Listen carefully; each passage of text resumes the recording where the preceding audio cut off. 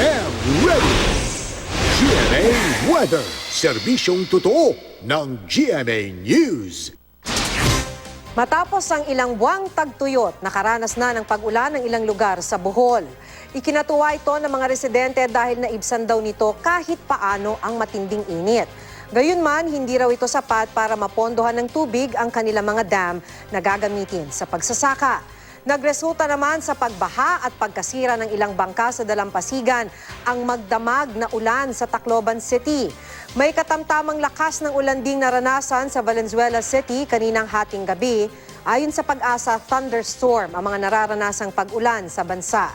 Ngayong araw, mataas ang tsansang magka-thunderstorm sa Benguet, Ilocos, Palawan, Albay, Metro Manila at Northern Mindanao. Sa thunderstorm watch ng Pag-asa, posibleng ngayong hapon hanggang mamayang gabi maranasan ang mga thunderstorm na ito.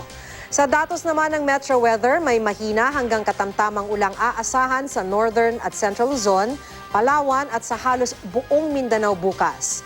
Ayon sa Pag-asa, tail end of a cold front ang nakaapekto sa extreme northern Luzon, habang intertropical convergence zone naman ang umiiral sa Mindanao. Yan ang latest mula sa GMA Weather. Magplano para sigurado. I am ready. Serbisyong totoo ng GMA News.